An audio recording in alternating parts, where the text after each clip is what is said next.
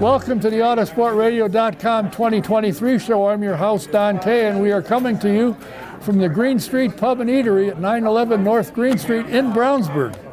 Tonight we're brought to you by the Indy Dental Group. If you need dental work, trust me, it's the place to go. They have 5 offices, so somewhere they'll find an office for you. So call, make an appointment. You can reach them at 317-846-6125. VP Insurance, the answer you need for insurance needs no matter what they are. Call Tom or Mike at 317-248-0070 for VP Insurance. They're located about 1 mile west of the Speedway on 16th Street.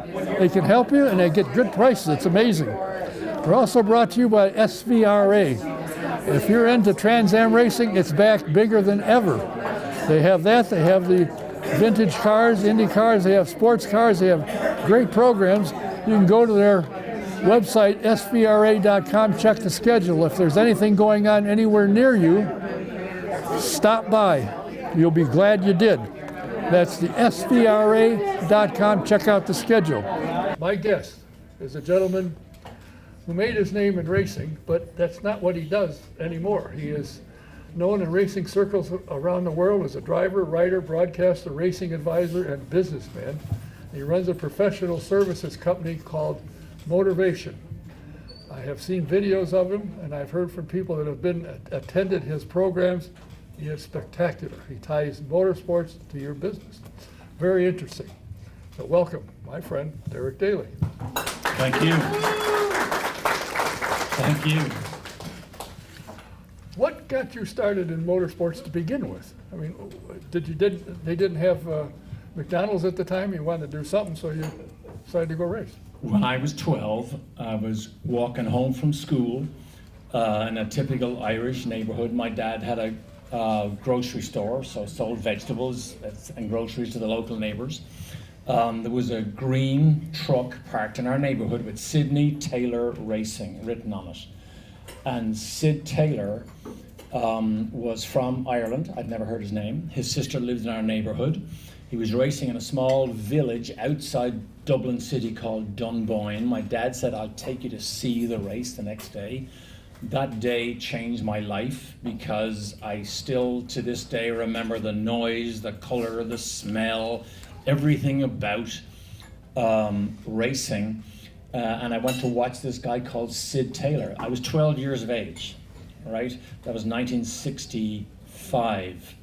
In 1977, right, that's 12 years later, I was sitting on the grid of the Austrian Grand Prix Formula 3 support race.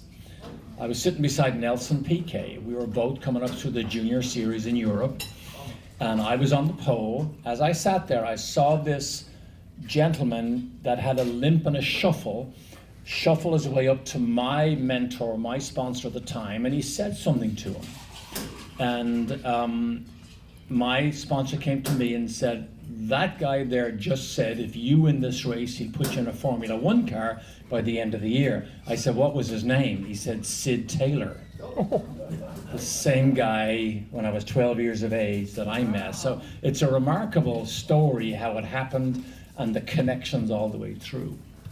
But you have said you went to Formula 1 very quickly, and maybe too quick.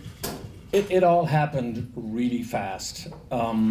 Formula Ford was the junior level in Europe at the time. I mean, it's still active today, but Formula Ford, to try and make your way through Formula 3, Formula 2, Formula 1, and I mean, the same ladder system as here in America. But I went from Formula Ford to Formula 1 in 13 months. No one ever did it that fast, and no one has ever done it that fast since. So it was a remarkable rise, and maybe too fast, because what you need to learn along the way got skipped. And I still believe what I needed was probably a manager or a coach, but there was no such thing back then. You lived on your wits, you drove, it was instinct reflex, you just did the best you can. If the car wasn't fast enough, you try to drive it harder, hoping that you didn't go off the road. But it was an amazing time for me, and an amazing racing era, particularly in Formula 1, because of the names that were there. You drove for some pretty high-powered teams, too. I was lucky enough to drive for Tyrrell. Jackie Stewart won his 3 world championships with Tyrrell. I ended up, the last time I drove for was Williams in Formula One, obviously still active today. I'm as interested in Formula One today as I was all those years ago. However, I think the finest, most competitive racing series in the world has to be IndyCar, and we're in the midst of, I think, one of the best seasons ever of IndyCar. You've had your ups and downs. You had a serious crash at Michigan, and your determination was, I'm going to get back in the car. How smart was that?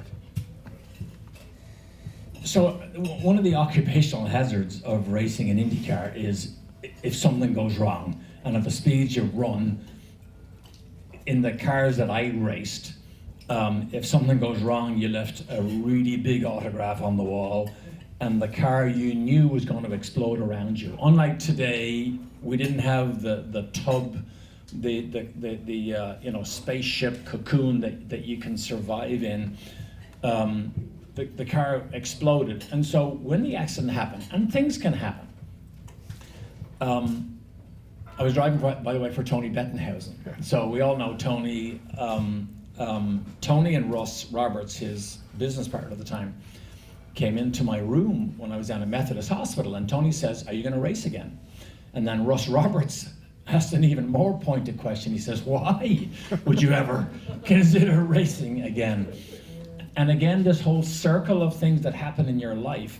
When I was 12 years of age, and my dad took me to my first race, I told him that weekend I was going to be a professional race car driver.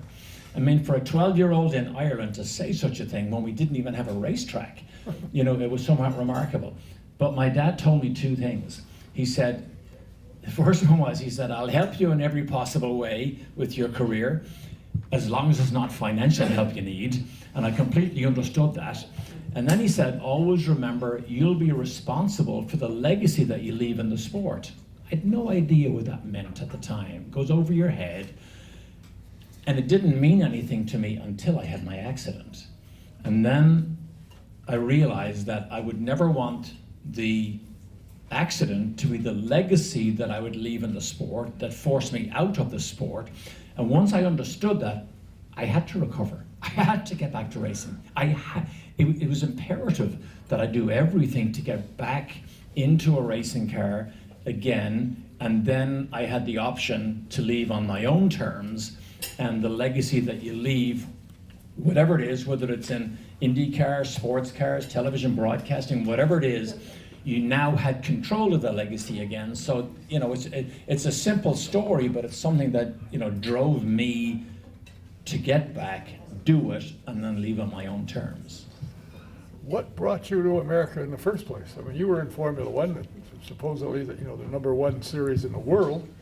What brought you to America to run full-time in IndyCar? So another interesting story, and these are all connected. I mean, all racing drivers have connections that keep the wheel rotating. So the last Formula One race in 1982 was in Las Vegas, Caesar's Palace.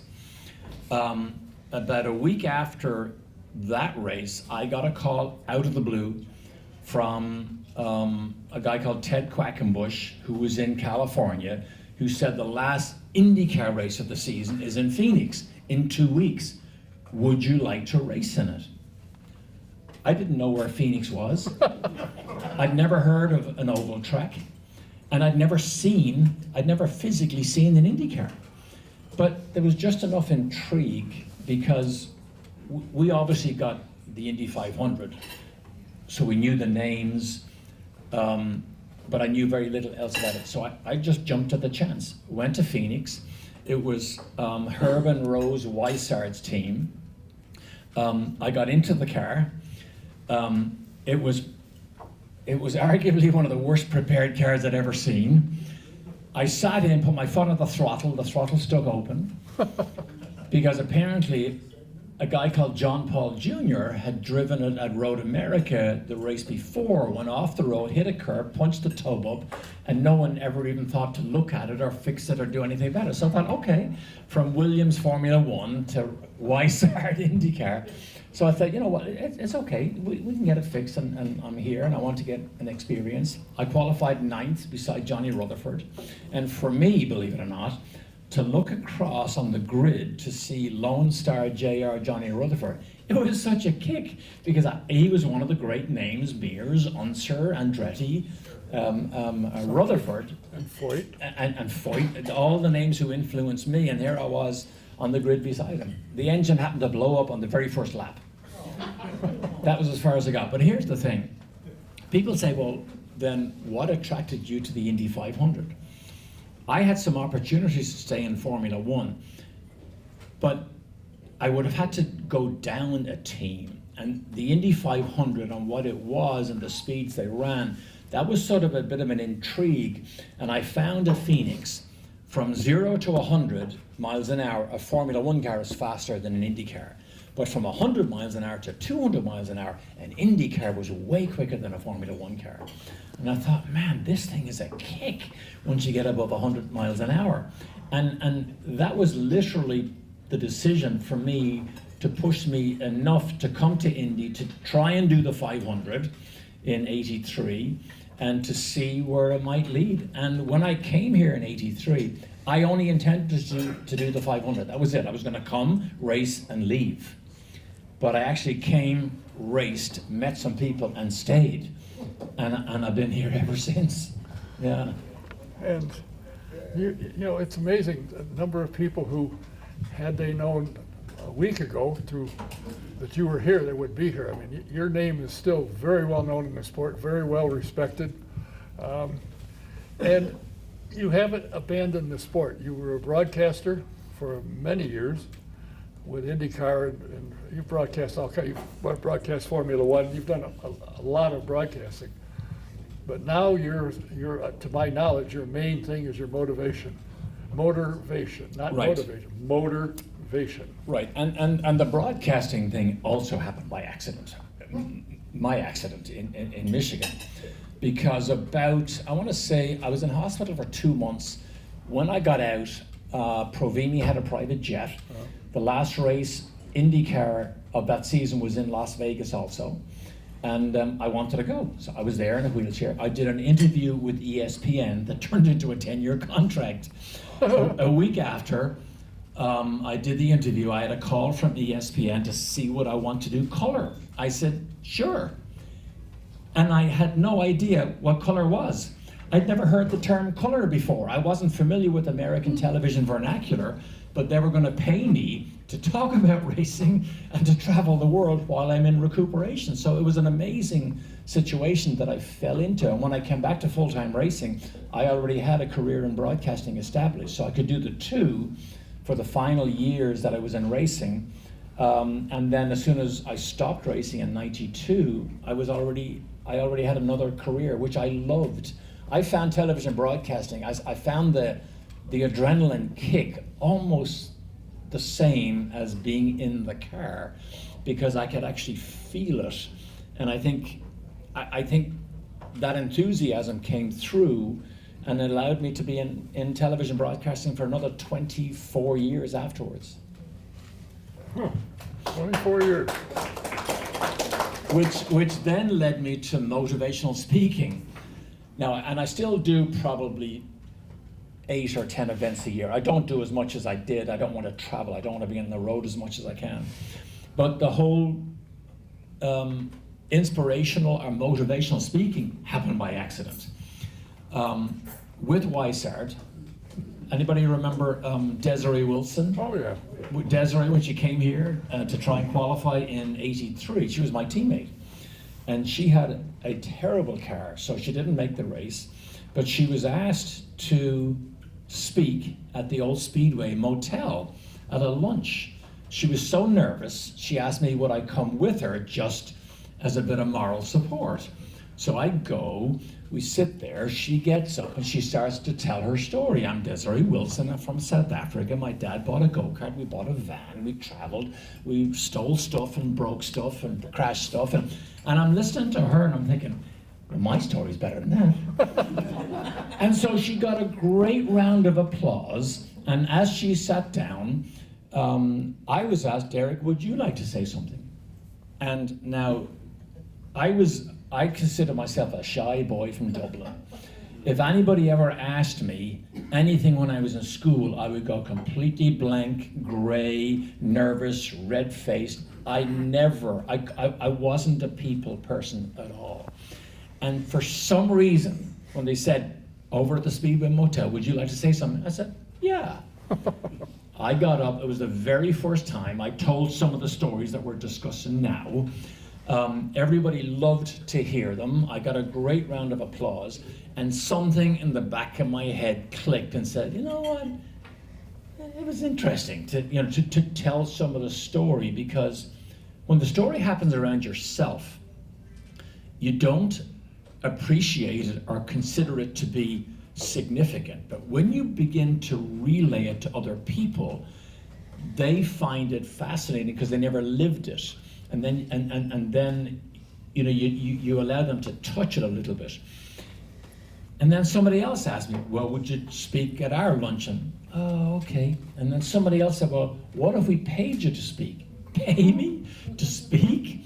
And then I had an agent one day said, why don't we act as your agent? I didn't even know there was such a thing as an agent for motivational speakers. So then I began to look at what people, what sports are popular, what was the message, and everything I saw in every single sport, I couldn't find a model as powerful as motorsports. I couldn't find a model that influences corporate America as powerful as the sport that we all love. And I follow NFL players, I follow NFL coaches, they'll speak the year before, and I'll, for a bit of fun, I'll stand up and say, you know what, I live in Indianapolis, and for 14 years, we had the great Peyton Manning, who was renowned for his preparation. You know, he was meticulous. And I said, I often wondered if Peyton Manning slacked off one week and didn't bother preparing and went out and threw a pass and made a mistake and threw a bad pass, what would he lose? A down? The most he might lose is a game. Poor preparation in our business at the speeds that we run can cost you your life. And that just silences everybody immediately. And then I say, you want to understand our model a little bit? And of course that opens them up. And then I'll say to them, I say, you know, in the NFL, on any given Sunday, 50% of all the teams win. What? Because in our business, there's one winning team of people who execute at the highest levels and get the privilege of standing on the victory podium where the team makes a statement. On that day, our team of people were the best of the best. And so I get such a kick out of the business model because it's the most powerful thing I know today, and I've seen them all. The interesting thing is, if you want to see what Derek does, go to his Facebook page. There's 2 or 3 of his presentations. They're spectacular. And you see how he connects business with team sports. If one person drops the ball in your company, you can lose a big sale. Mm-hmm. It's the same as somebody drops their tire or puts up, you can lose a race or you can hurt the driver. Yeah. I just did an event in Denver, 900 people from Paul Davis Restorations. There's one of those franchises here. I got a standing ovation from 900 people, all because the business model of motorsports energized them so much they wanted to emulate that same model. And so can you imagine the kick for me that the sport I was involved in since I was 12, I can still use to influence these corporations. It's amazing.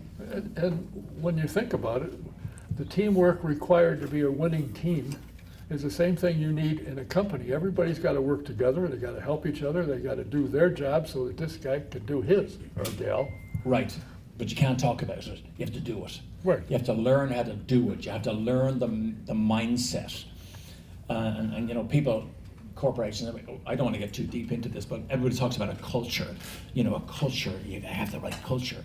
And I tell them, in our sport, it isn't a culture of winning, nor is it a culture of success. It's a culture of extraordinary. And so a culture of extraordinary separates the people that are in our sport, I believe, from every other team of people I've seen. I love doing it, as you can tell. Yeah. And I am pushing to get you. For a company that I know, I think you would be spectacular for what they do and what they need. What's next for you? I mean, you're cut back, you're only doing 7 or 8 appearances a year. Oh, are you into golf? No, I live on Crooked Stick and I never played golf. Really? Yeah, I don't like it. It just took too long. It's boring. No, I'm still busy. I'm still active. I've got quite a bit to do in May. Maybe the coolest thing I'm doing in May is for the Speedway Museum. We just did an event there 5 weeks ago. But the significant donors for the Speedway Museum are having their celebration dinner the Monday before race weekend. And the honored guest is Mario Andretti. Who? Mario Andretti, have you ever heard of him?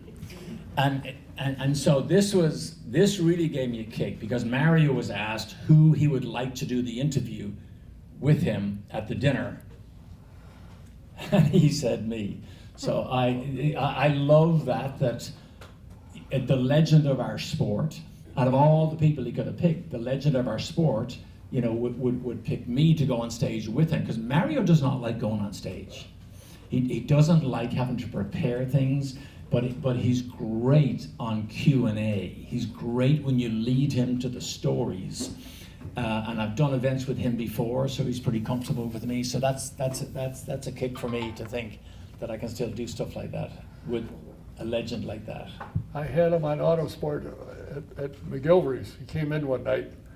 We started late because he almost couldn't get in the door. The people in the place was packed, and he had no problem. I mean, I asked him questions, and it wasn't anything. He didn't have to prepare for anything, just answer the question.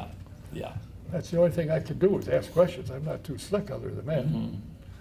So, you know, when you look back on your career and you see what you participated in and what you drove, what do you think of today's car? Would you like to be driving today in these cars? If I was truthful and I wanted to pick an era, I would rather have picked the era before me.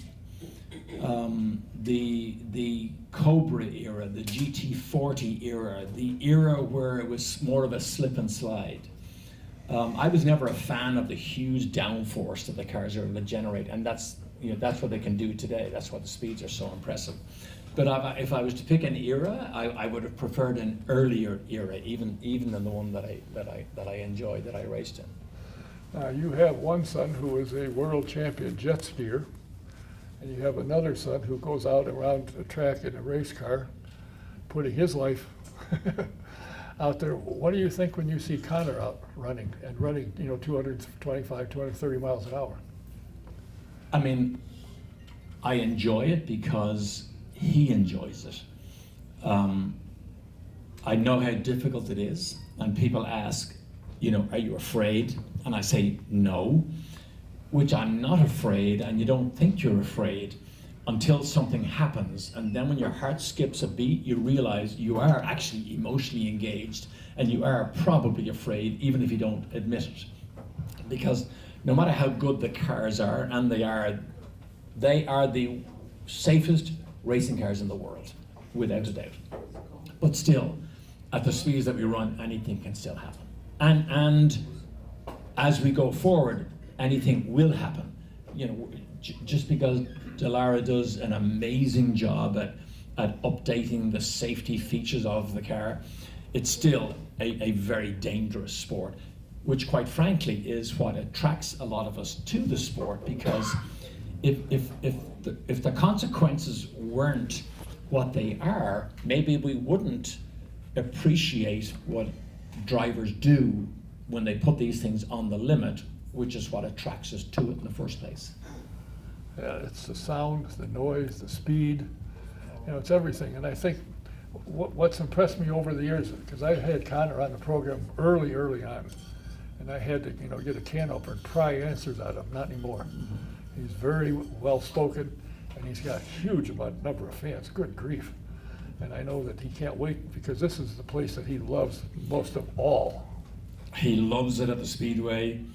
In recent years, he's gone very well at the Speedway. At the test, they were quick.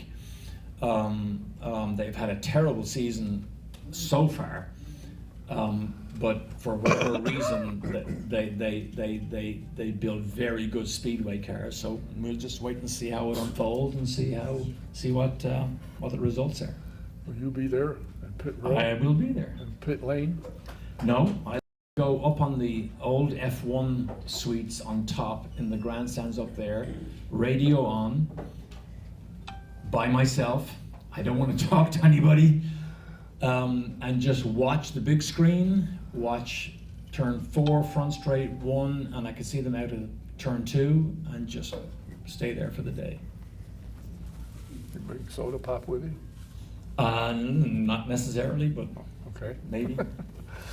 Well, I'll tell you what, I think what you have done in the sport, for the sport, you've been a fabulous ambassador for the sport. A lot of people, when they watched you, they understood what you were saying.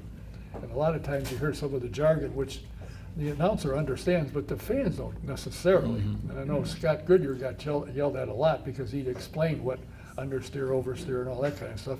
They'd say, why are you saying it every week? Because there's people that watch, believe it or not, that don't know what they're watching. He got yelled at for a lot of reasons. Well, that could I won't be. tell you them all, though. Good.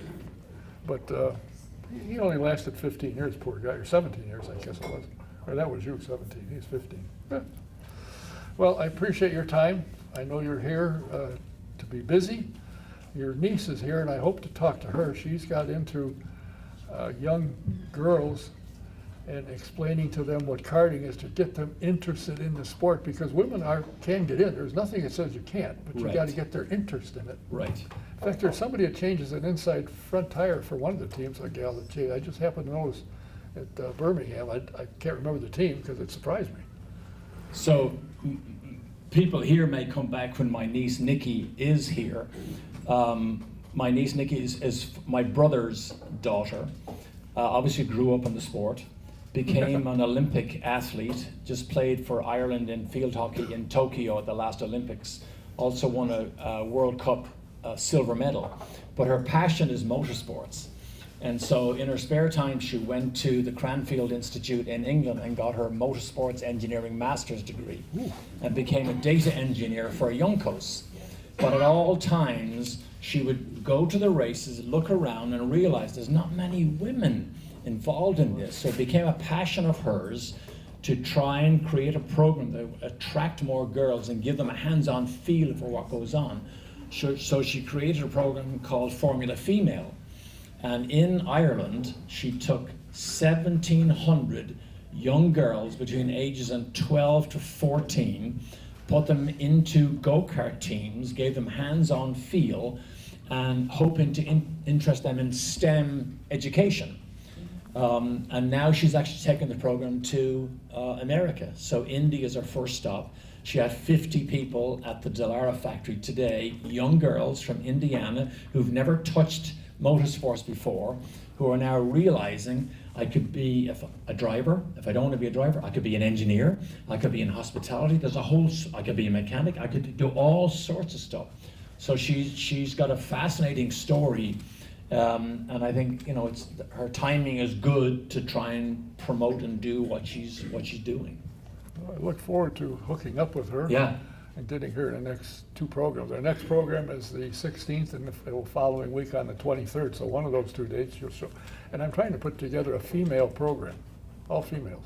Right. And I'm working on that. Most of them say, you are, want to be with you, not a chance. But hopefully they'll succumb to my pressure. Yeah. Well, I want to thank you for your time. It's always a pleasure to talk to you. Thank you. And I hope that we'll see you again. Now you have a real star coming up. You've got 2 of them. There's Benjamin. R.C. Enerson. I see him And sitting over Benjamin here. Pederson was here. Where is he? Is he still here? Oh, there you are. So come on up, you guys. Thanks for being Thank here. you, guys. Thank you. Derek Daly. Goodbye.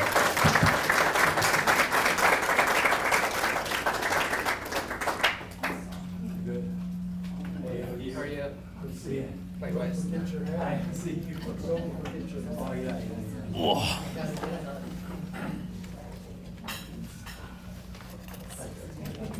You get your money out? Oh, I thought you were going to get your money out. Now I'm sitting on. My next two guests Are you? are IndyCar drivers. This gentleman on the end drives for some team, I forget the name of it, AJ Foyt, I think it is. It's AJ Foyt. He's a winning driver on his way up. He's been into a number of series and has done very, very well. And now he's in his rookie year at the in the IndyCar series, driving for, as I said, AJ Foyt. Please welcome Mr. Bernard Pederson.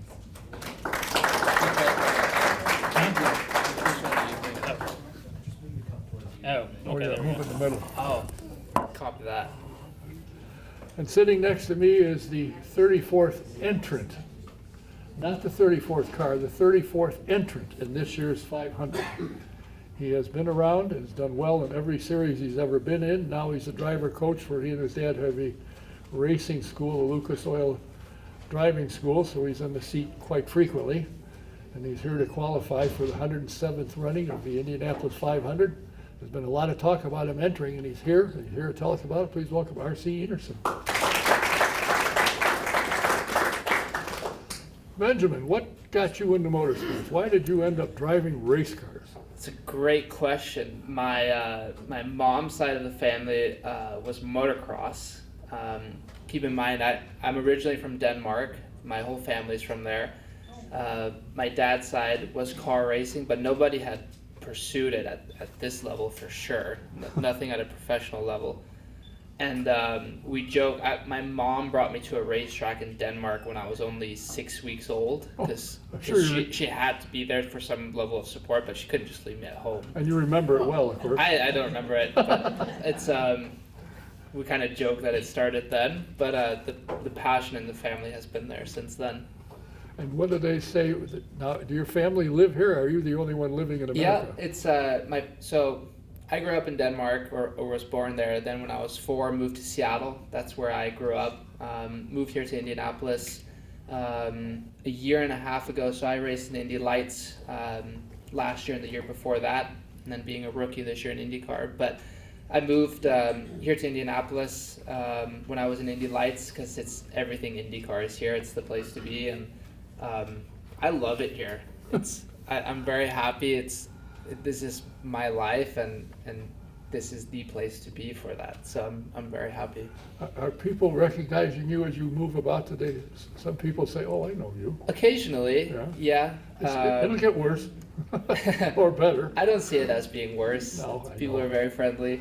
But yeah, it's just that you don't feel this passion for this sport anywhere close to what it is here, and it's very special to live here, being an IndyCar driver, and it's very humbling, and it's very special. Was this your goal when you started racing? That someday I want to be in America driving the Indianapolis 500. Absolutely, it was. I knew it. I didn't want to go into sports car racing. I didn't want to. My goal since I started my first step in cars in F4 was, I want to get to the highest level of open wheel racing, and that's IndyCar here in the States. And it's pretty surreal being in that position now. And yeah, it's this month we're going racing at the Indy 500. It's pretty crazy. What's it like driving for AJ Foyt Racing? It's very special. A lot of laughs. I'll give you a story. I was down in the Texas shop. There's 2 shops, right? There's the AJ Foyt shop in Texas where AJ is, and then we have a shop here on Main Street. And I went to go visit the Texas shop because that's like the right thing to do. I go see the guys down there, and that's where AJ is, and it's pretty special to get there.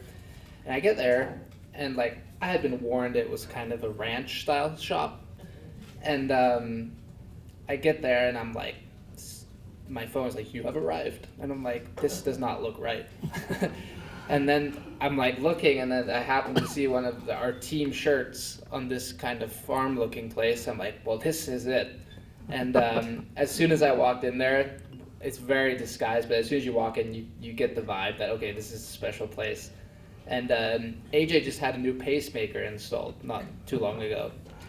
He was not supposed to be in the shop, but I saw him and he had a big smile on his face, and then he was like, I was like, you're here? He's like, yeah, I feel great. And he's like, the doctors told me not to drive here, but I said, to hell with it. Drove here, and he was there. So, and then furthermore, he showed up to Texas as well for our race, which went really good. We qualified 13th and then finished 15th. That was my first ever super speedway.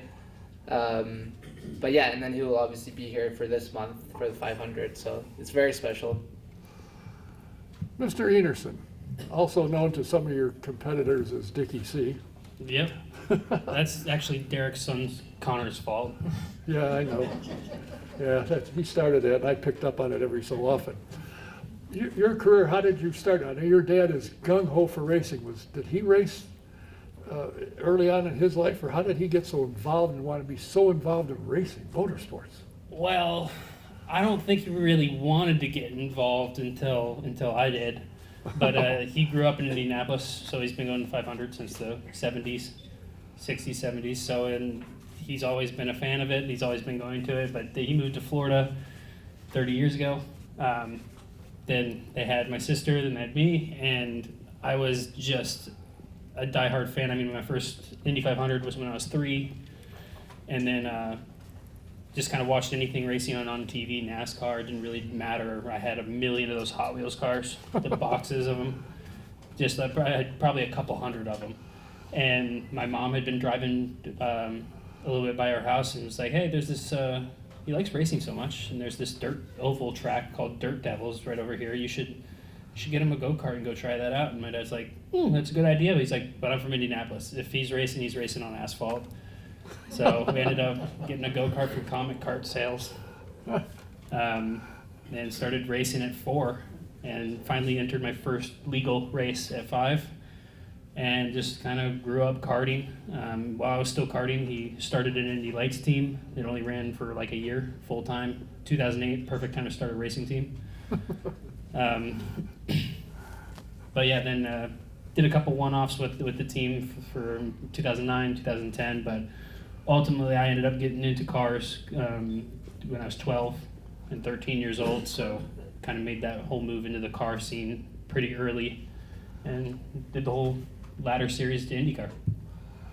Obviously you like it, and you have had an opportunity. I think your first ride was with Dale Coyne with IndyCar at Mid-Ohio, and you had a top 10 in the bag without question. You ran out of fuel. Yeah, we had a really good showing that was 2016, so yeah, I was 19 at the time, so at the time I think I was the youngest since Marco, and then we have a bunch of young guns in it now, including this guy. I'm not even that old, and I feel old. But yeah, that was a really good showing with that. Was when the Indy cars had all the cool bodywork and bumper pods. We had like 1,000 pounds more downforce and 100 horsepower less. So it was a fun car to drive, but now I think they've gone the right way with them. But yeah, I got to do my first races with Dale Coyne at Mid-Ohio, Watkins Glen, and Sonoma. So that was a big experience. Now you're going to drive for Able Motorsports, and they have a world-famous team manager that everybody absolutely loves, including his wife, I might add. She said she was hoping he wasn't coming, but he walked in the door. What is it that attracted you guys, and what attracted Able Motorsports to you? Yeah, so I mean, we tried to qualify for the 500 in 2021 with Top Gun Racing, and it was a last-minute deal. Like, we got the car 30-something days before, 38 days before the first day of practice, like from Dallara in a box, all just bags of bolts and stuff, and got it together in time to go out for the first to do ROP. And man, there like everything that could go wrong went wrong on the car, just because of how rushed it was. Most of these teams, especially like AJ Foyt's and Ganassi, everybody, they spend from the time the Indy 500 finishes, they're already prepping the next car for the following year, because it's just so important to have the car prepped properly. We did not have that, and I just did the best I could, kept it flat 4 laps, and just didn't have enough speed there. And we did, I think we did physically everything we could do it to make it go fast, which was max trim out on the wings, everything. But didn't end up making it. And then fast forward to now, we've been looking at an opportunity to get back into the 500 and get back into IndyCar. And obviously we know John since I was, I think, 13, something like that, back in USF 2000. So the relationship's kind of always been there, and we kind of floated the idea around, thinking that he'd say no way, but things kind of manifested from there, and I mean, it's been in the works since January, so. And the first time I met John, and I had to talk to him, found out, I looked him up, and I saw that he had been in IndyCar, and I said, what, you want to get into IndyCar? He says, no way, I've had it. Really? Well, here he is now with the team and the owner who wants to move forward. He's got a son that's capable of moving up. So John is now going to be overseeing, at least for now, an IndyCar team. He's been around, he's done it, he's worked with a lot of people, a lot of guys, he's done very well. So it's got to make you feel good to have somebody that knows what they're doing, and you've got a good crew, I understand, they've put together. Yeah, we're going to have a pretty experienced crew here, and John will always try to deny, but he loves racing, and he'll probably never leave it. But yeah, no, we have a great crew, and car's been getting prepped, and it looks fabulous. So I think we'll have some decent speed. Just got to check off all our boxes once it comes into May 16th. So when do you get on the track for the first time, the 16th? May 16th. I guess we get out we're gonna. They don't really finalize the schedule until like the day before, so we don't know when we'll have to do it, but I'll have to get a refresher done at some point. So get the install lap in, and then I believe my refresher's somewhere in the middle. But with Indy, that whole week, I mean, we have so much practice, so I don't think we're getting too far on the back foot. If it doesn't rain. If it doesn't rain. Yeah. I think we kind of got a little lucky with the open test, the open test didn't get to run 2 full days, so we didn't feel like we missed as much, and the first day was extremely windy. So I think we didn't lose too much, and we've got a lot of friends in the paddock. I mean, we get information, so I think we'll be going into first day of practice pretty good. Benjamin, what did you think of the Speedway the first time you drove it in an IndyCar? A rather superior rate of speed. It was, yeah, very special. A couple weeks before that, obviously we raced at Texas, which was my first super speedway. And yeah, the only thing I had done before Texas was Indy Lights at, I would say, Gateway is the fastest track, top speed like 180. And I don't speak on behalf of all the rookies, but for myself, when I did Texas, there's no ROP there. They just let you go do 230 miles per hour, just for the record. And it's not where I'm going, but I went out and the car was so good right away for my ROP or my first outing at Texas, not ROP. And it was just flat, and I was the only one out there by myself. It was windy, but I was like, it's just so easy flat. So I came in and they're like, how'd it feel? It's like, it felt great. And they're like, how does 225 feel? I was like, I honestly had no idea that it was that fast. So for me, the super speedways have been, I feel like I've adapted very well to them. They don't feel like you're going as fast as you actually are until you have a moment. You get slightly offline or you get some dirty air from the car in front, you then realize how fast you're going. But no, to answer your question, my first laps at IMS was, first of all, very special. I went through the ROP and it's a lot more difficult than I was expecting. To do 205 I kind of thought was going to be pretty easy, but the car is not made to go that speed. So it kind of was doing some weird things. Like I was just like, guys, this doesn't feel right. Like I think I just need to go faster. Then I went to 205 to 210, and then I was like, okay, now it's getting better. And then from there it just got better and better and better. So very, very special place. And the downforce, the faster you go, the more you have. Exactly. And I've but see, the sad thing is, it's not sad, it's cool. that is the most downforce I will ever have around there, except for the race, and then they're just gonna keep taking it away from me because we gotta make it go faster. So Yeah, and you've had That's enough the reality. experience that you can feel when something's going on with a car, the seat of your pants tells you, Yeah. uh-oh, be Yeah. careful. there's so much that goes into the damper development and overall setup of the car. You'll see some guys that are trimmed to the most negative you can be on aero, and it just looks like they have so much downforce. And then there will be some teams that are doing the same thing, but they just don't have the mechanical grip, and it looks like they're just going to crash every lap. So it's that is really the bread and butter, I would say, of what I've seen without doing it yet. But yeah, Well, you're certainly working for a guy that knows his way around that place, for that's sure. for sure. And most tracks that he ever ran on, he knew his way around. He has calmed down, however, in his senior years, but he still knows how to drive a car, because there's still 4 wheels, and there's still 4 turns, and you gotta turn in here, a little faster, you gotta turn in a little earlier, and so forth. I wasn't there. I spent the whole last year with the team as well, shadowing when I was in Indy Lights, and AJ's old school, as you all know, right? And they were like so far off the pace at whatever event it was at, and all the data engineers were looking at the data and everything, and then AJ comes up like pretty frustrated, and he's like, "Stop looking at the data, just listen to the guy's ass," like, and that's the type of guy he is, and obviously didn't have the data back in the day, but yeah, His data that's came, AJ. his data came from the tires. I Yeah. worked for a team owner and former driver.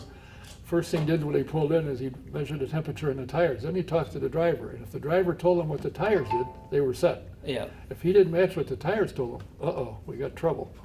You have to tell the engineer what you feel, and it should match, and away you go. And he has no hesitation with telling you something's not right. oh yeah.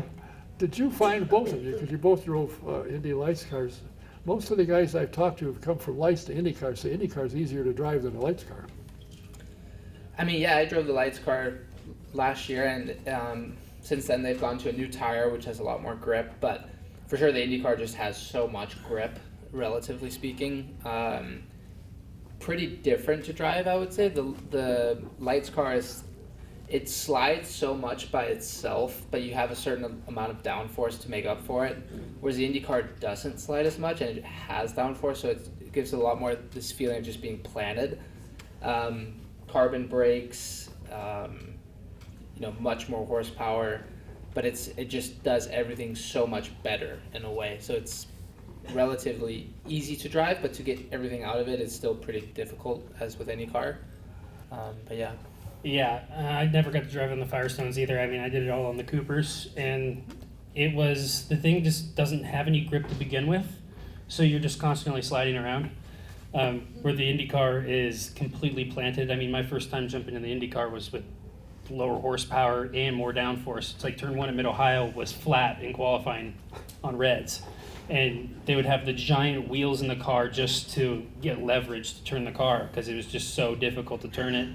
And I think, when you get done with a Lights race, even though the thing's got a lot of power, it's got big wings, it's got downforce, you don't really feel like you're pulling that much G's, so it's not exactly the most physical thing to drive. And then you get done with like one test day in the IndyCar, and you feel like you can't even move your arms. You wake up the next day sore in all kinds of places you didn't think you'd get sore. So I think it's just different in other ways. I'd say driving the car, like being able to, I guess, maximize it, does feel a little easier because the car is so planted to the ground. But now with the new aero kits, with the aero screen, the thing isn't necessarily as planted as it used to be. So it's driving a little bit more kind of how you drove the Lights car. So I think that's making the transition a lot easier too for Lights drivers coming over. The aero kits kind of handle the same. So it's been pretty cool to see that, because when I jumped from the Lights car to the Indy car, is like a polar opposite driving style to what I was used to. But yeah, the Lights car, I had a great time in Lights. It was a lot of fun. I still would rate it as one of my least desirable cars to drive. The Indy car is way high up on that list, but yeah, it was definitely a difficult car. Benjamin, have you found that the fans are starting to follow you? I don't know if you're on Facebook and that kind of thing, but are you getting a lot of fans coming your way, discovering who Benjamin Pederson is? I would say so, yeah. I think every interaction has been very positive. Since joining IndyCar, the whole fan base has been very welcoming. For sure, driving for such a legendary team helps with that. And I'm very appreciative of that. But the support has been very great. Obviously, I've been in the road to Indy now for 2 years before joining IndyCar as well. So being in the same paddock definitely helps before even joining IndyCar. And I'm just so excited for the month of May. Who's your sponsor?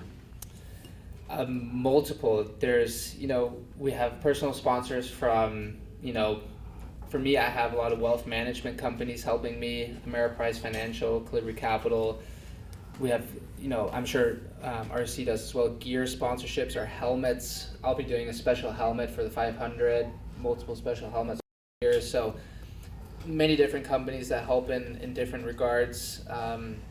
My whole career, Dirtfish Rally School in Seattle has been a sponsor of mine, always supporting. But yeah, and then of course all the team sponsors that help me a lot as well. So there's many people that go into the show and helping. Do you make a lot of appearances for your sponsors? As many as we can, I do. Yeah. Yes. Yeah. Whenever they ask, the answer is always yes. Of course. Yeah. Whom have you garnered as sponsors so far? Well, I mean, obviously I have the same thing. I mean, you have the helmets, you have the suits. I mean, if you look at the sticker prices on those, without getting the sponsorships from them, it's pretty hefty bill. So obviously I have Bell Helmet, HRX suits. So they're helping out with all my stuff. But I don't believe we have any announcements so far. So. Really? You want to see if we can take up a collection, maybe help you out a little bit? Yeah, we wanna can pass the chip hat in? around. There you go. What does your mom think about this? I mean, she's still down in Florida. I assume, did she come up to watch you, or did she stay down there and stay away? Oh yeah, she'll be here. Just she won't really be able to watch the race. So it'll just be more like the pacing and biting nails. She claims that she loves it, but if you ever see her during a race, you could tell she does not. Just waiting for me to go by, and then has to look at her phone or something, pace until it comes back around again. So she'll be a nervous wreck, but yes, my whole family will be there. And your sister works for the driving school, does she not? No, she does not work for the driving school anymore, but she will be working with the USF championships for the GP weekend, and then she's just staying throughout the 500. So my whole family pretty much has been involved in the racing. Yeah, I noticed that. And you've got a nice motorhome sitting in the parking area that you can go hide in. That's where I'll be hiding. I got to load that in, I believe, tomorrow. Okay. John, don't tell John where it is. He'll be there looking for you. Have you dreamed, both of you, and you already told me, Benjamin, that you dreamed about coming. This was your goal when you started. Is that your goal when you first started? Did you think maybe the 500? Yeah, IndyCar's always been the dream goal, open wheel racing. That's what I've always been passionate about. But I mean, I've got to dip my getting into the IndyCar side of things, I mean, it's a very limited number of people that get to race full time or even do the Indy 500. It's a very small amount of people that have done it. And as far as American racing goes, that's the smallest pool of drivers. So I mean, I've got to, throughout the years since my debut in IndyCar, I've got to try out doing the IMSA side of things, doing the Rolex 24-hour. Then I got to do a couple of the NASCAR races. So I've got to kind of dip my toes in all of those major racing things, which they all race completely different. So as long as I'm in racing, it doesn't really matter what I'm driving. I've kind of kept my options open all the time. The NASCAR stuff's been really fun. That car is pretty enjoyable to drive, or at least race. If you're trying to turn a hot lap, it doesn't go very fast. But to race, it's really fun. Don't know if I really particularly enjoyed the Rolex. All my stints were 35 degrees, pouring down rain at midnight, 1 o'clock in the morning. It was terrible. And we were 40 laps down. So. Is that all? Yeah, there's a lot going on there. But no, just as long as I'm in a car, that's where I'm happy. Benjamin, what's your goal? Besides winning the 500, is this where you want to be and spend the rest of your career driving Indy cars? Or have you got Formula One in mind? I mean, the Formula One drivers are coming here. Are you thinking? Oh yeah, my heart and soul is in IndyCar. I would love to stay here for as long as I can. So yeah, it's as simple as that. It's this is where I want to be. Have you got a multi-year contract with AJ? I do. Oh, well, there you go. Yeah. I was just reading today, there's some drivers this year that their contracts are up, and you go, whoa, where are they going, and switching around, but you're set. Has your dad given you a contract to drive for him past 500? Not at the moment. Not at the moment, I see. I understand that Mr. Abel is very interested in motorsports. He's in the construction business, but his heart and soul is really into motorsports, which has to be because he's got a son driving, and he got himself taken out of the race at Birmingham. It was no fault of his. From what I could see, it wasn't his fault. End up out of the race, but that's racing, unfortunately. And I know he was mad, but I don't know if he went up to the other driver and said anything to him, or just said that's racing and went crying somewhere, whatever. Well, you don't get on the track until the 16th. You're running the GP, I assume. I'll be at the GP. And Mr. Foyt will be here to oversee that operation? I don't think he will be here quite for the GP, but for sure everything 500 he will be here. Yeah, well, he'll want to pose for pictures and so forth. But I think, was it last year? I think it was last year that all the 400 or 500 winners were all together on the stage at one time.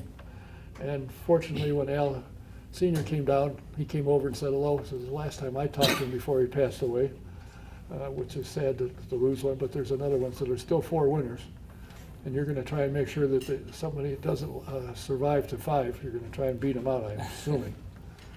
Yes.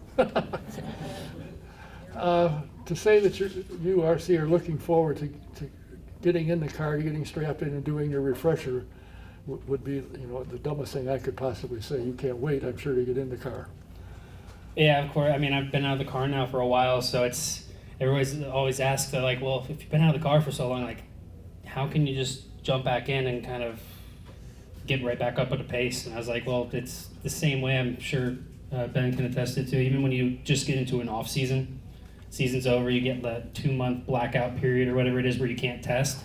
First time you get back in the car, things feel a bit alien for like the first 2 laps, just getting used to the wheel weight, getting used to how the car feels, and then it's like riding a bike. It comes back so extremely fast. So I'm just excited to get back in the car at IMS. Now with that, doing that event and getting, I was fortunate enough to do the Freedom 100s in Indy Lights when that was still a thing, which that was one of the craziest races I've ever done in my life. But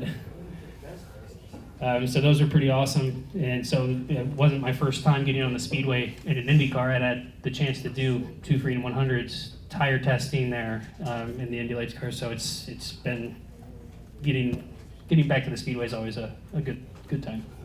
I think, as was just said by Gary Miller, that the Freedom 100 was probably one of the greatest races in the world. The last 4 or 5 of them were, without question, I think, the best races in the world. And when they were won by the width of a string. I mean, Peter Dempsey going into turn 4 is 4th. He gets to the start-finish line, he wins by that much.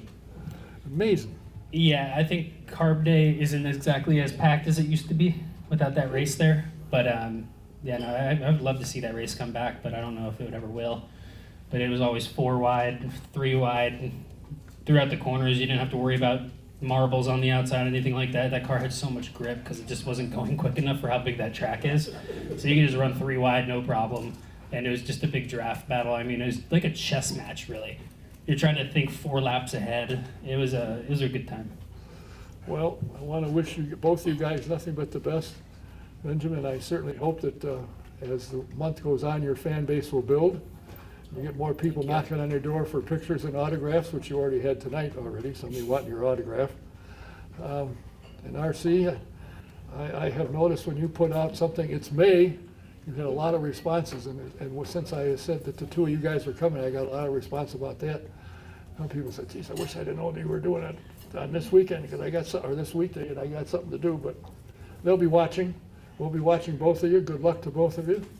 And 500 is the greatest race in the world. Good luck on everything. And of course, John will keep an eye on you, so you'll be all right. Thank you.